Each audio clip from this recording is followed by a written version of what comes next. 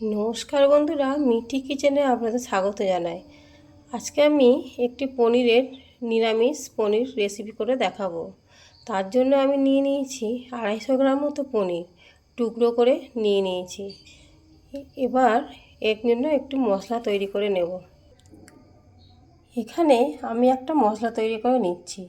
আমি একটি বাটিতে একটু আদা পেস্ট করে নিয়েছি, আর নিয়ে নেব একটি জিরের গুঁড়ো হাফ চামচ মতো, আর দিয়ে দিচ্ছি একটু ধনে গুঁড়ো। দিয়ে এবার মিশ্রণটিকে ভালোভাবে জল দিয়ে আমি গুলে নিচ্ছি।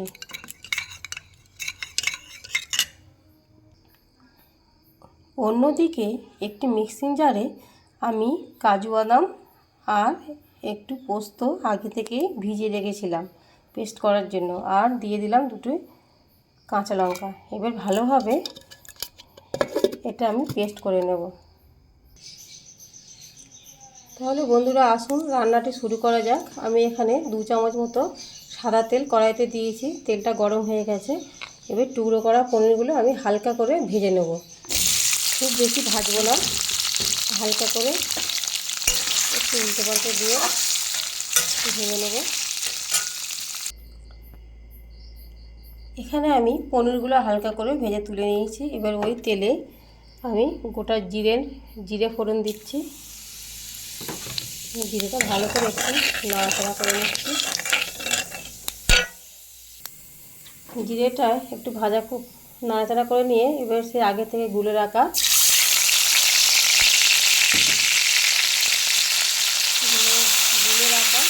মশলাটা আমি দিয়ে দিচ্ছি।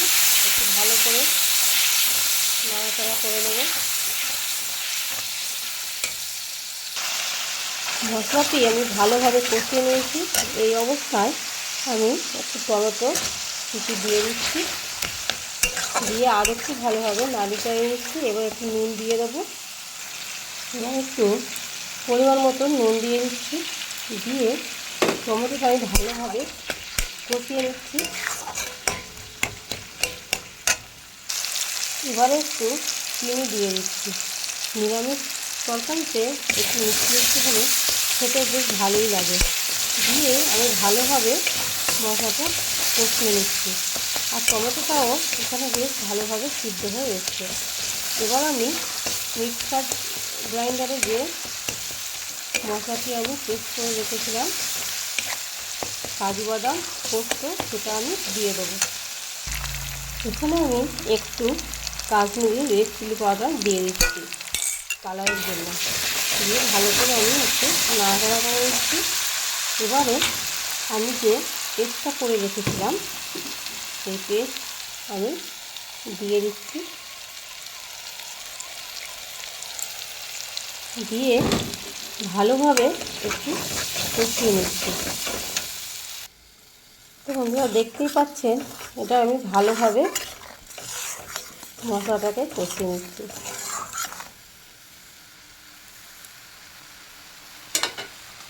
এবারে আমি ভেজে রাখা পনিরগুলো দিয়ে দিচ্ছি। দিয়ে ভালোভাবে আবার একটু কষিয়ে নিচ্ছি। এবার একটু কাসুরি মেথি উপর থেকে ছড়িয়ে দেবো। দিয়ে সমস্ত মশলার সাথে এইভাবে পনিরটাকে ভালো করে কষিয়ে নিচ্ছি। দেখতেই পাচ্ছেন বন্ধুরা, মাখা হয়ে এসছে। পনিরের সাথে মশলাটা ভালোভাবে কষিয়ে নিয়েছি। এবারে পনিরটা সিদ্ধ হওয়ার জন্য আমি একটু এখানে দুধ ইউজ করেছি, আপনারা চাইলে জলও দিতে পারেন। আমি একটু অল্প করে দুধ দিয়ে দিচ্ছি। দিয়ে এবার আমি 5 মিনিট রান্না করে নেব। মিডিয়াম ফ্লেমে দিয়ে 5 মিনিট রান্না করে নেব। তো বন্ধুরা দেখতেই পাচ্ছেন, এখানে আমার পনিরটি রান্না হয়ে এসছে, গ্রেভিটা মাখা হয়ে এসছে, আর পনিরটা বেশ সিদ্ধ হয়ে এসছে। এবারে আমি একটু ছড়িয়ে দিচ্ছি চিলি ফ্লেক্স, উপর থেকে একটু অল্প করে ছড়িয়ে দেবো, দিয়ে একটু নেড়ে চেড়ে নিচ্ছি। এবারে দিয়ে দেবো